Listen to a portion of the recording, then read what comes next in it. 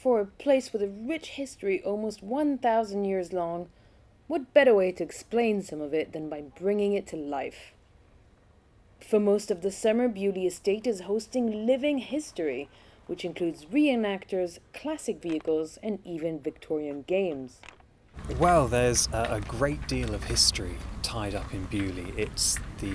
I'm stood in front of Palace House at the moment, which is the historic home of the Montagu family, and they've been here since 1538.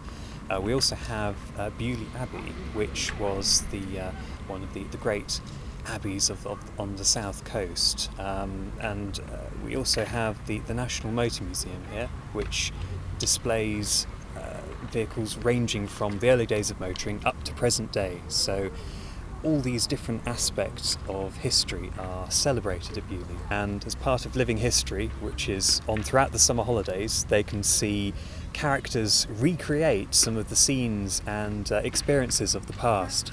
So we have people driving around in veteran cars and vintage cars to recreate the early days of motoring. Visitors really love to see these scenes recreated. They see the cars driving around being used as for what they were meant to be used for, and getting a taste of what life was really like here all those years ago, whether it's in the Abbey or in the house or just around the Motor Museum. It does bring the history and the story of Beaulieu to life.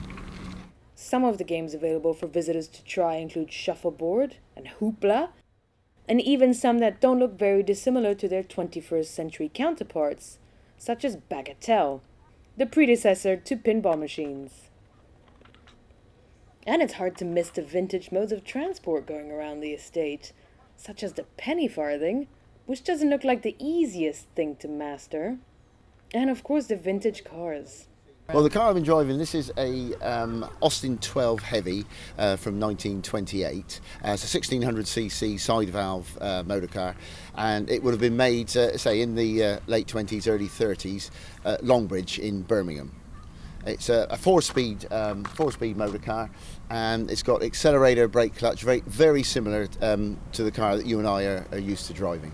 It's a heavy car to drive, but it's not dissimilar to a modern car.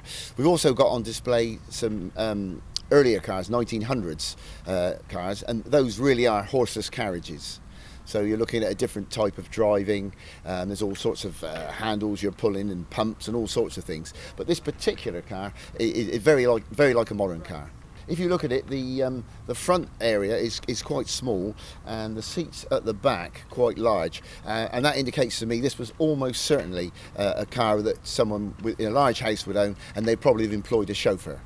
Now, after the 20s, Austin, who made this car, would have been targeting with Austin 7s a smaller car for the owner-driver. So perhaps this car was a little bit long in the tooth even in its day. If you fancy traveling back in time, now you know where to go. This is Stephanie Bosset for That's Solent.